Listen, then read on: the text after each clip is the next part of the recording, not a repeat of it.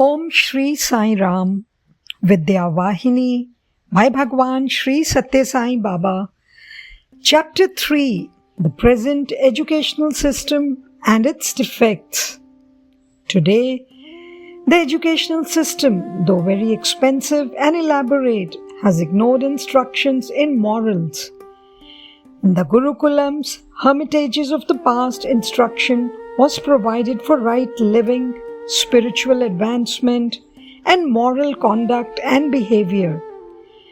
In those days, students were trained to lead lives marked by humility, sense control, virtue, and discipline. Now, these qualities are not recognizable among them. They are not aware of the means or meaning of sense control. From childhood, they revel in following every whim and fancy. They find pleasure in the free play of the senses and believe in materialism only. As a result, one is filled with alarm when the situation in the colleges is looked into. The head of the Department of Health in Calcutta has found that 80 out of every 100 students in the Calcutta University are afflicted with poor health. In the Bombay region, the condition is even worse, affecting 90 out of every 100. The reason is to be found in the fact that the students are engaged in sensual living, the uncontrolled pursuit of sensory pleasure, and evil habits. Can these be counted as gains from education? Or are they to be called riches accumulated through perverse ignorance? Teachers have to identify their role and their responsibility. They have to bear a major share in fostering and preserving the mental and physical health of their tender, innocent wards.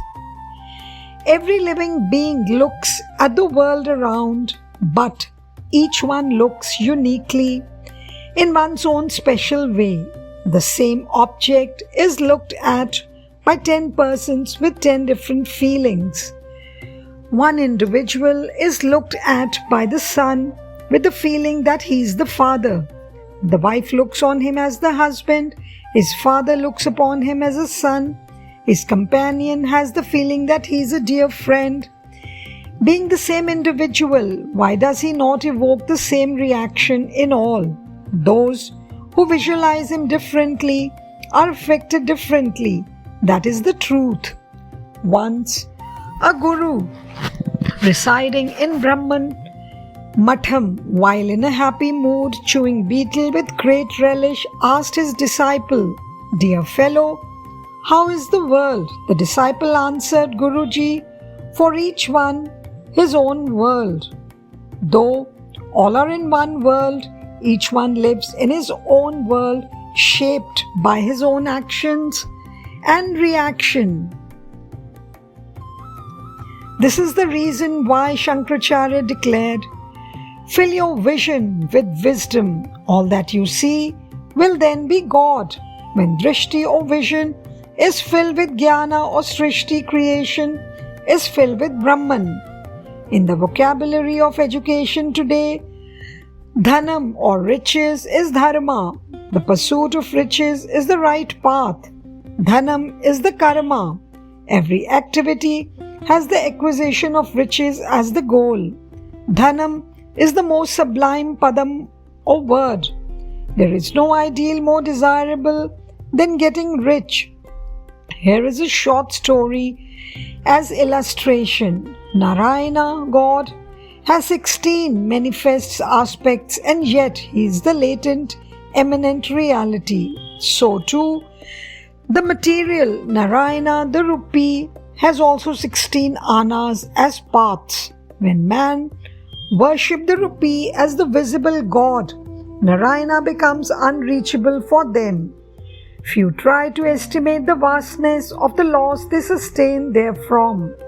One day, in the midst of conversation, Lakshmi, the divine consort, and the goddess of wealth addressed Narayana, "Lord, the entire world is adoring me not even 1 in 100, why not even 1 in 1,000,000, is worshipping you.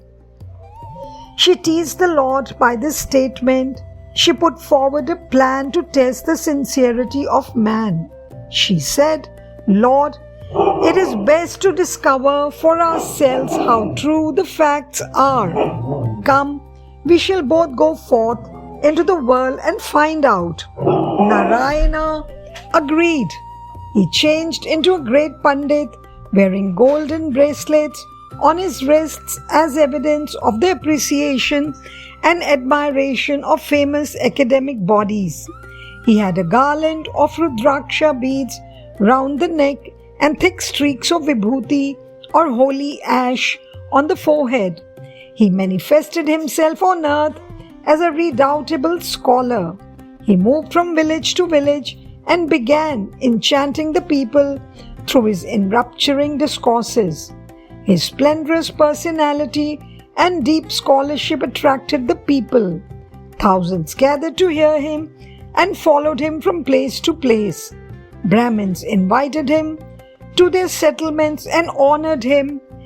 His arrival was celebrated as a festival with rich feasting. While Narayana was being feted thus, Lakshmi too appeared on earth as a great yogini or female ascetic. She too proceeded from village to village, enlightening the people on the Atma through her discourses.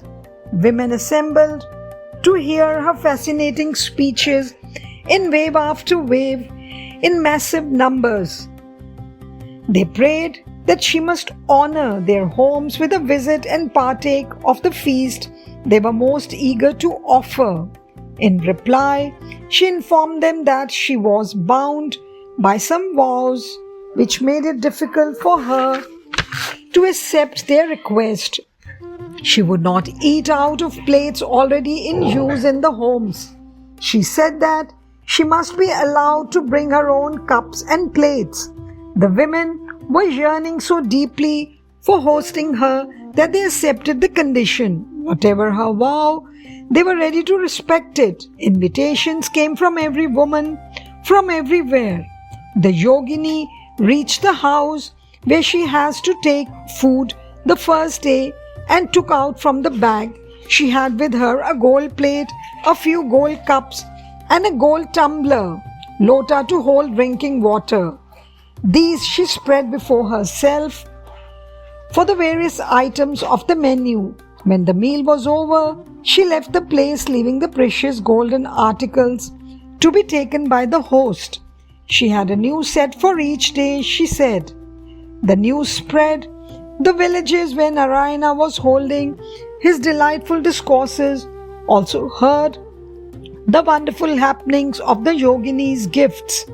The Brahmins, who were staunch admirers of the far-famed scholar, also rushed to invite the yogini to their homes for lunch.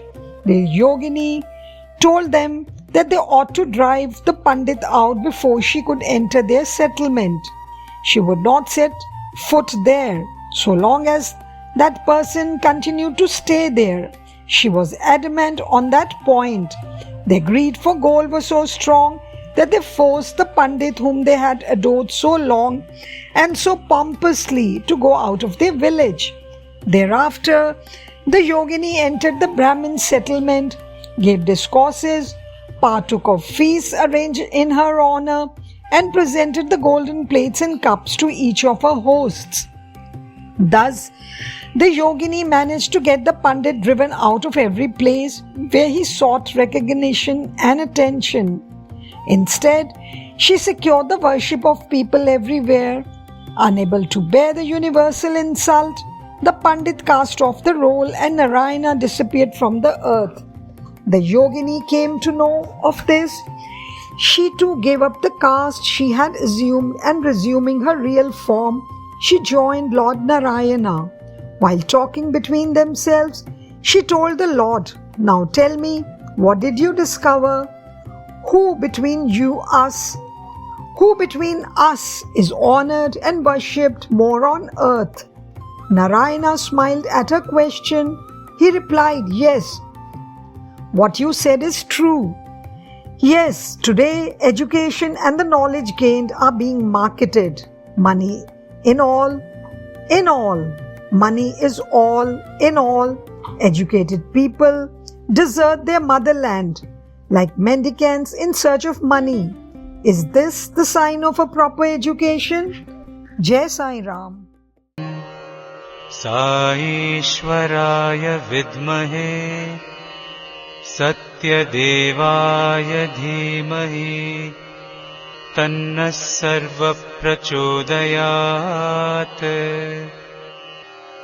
ॐ साईश्वराय विद्महे सत्यदेवाय धीमहि तन्नः सर्वः प्रचोदयात्।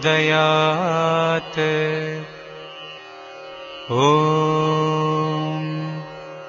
साईश्वराय विद्महे सत्यदेवाय धीमहि तन्नः सर्वः प्रचोदयात्।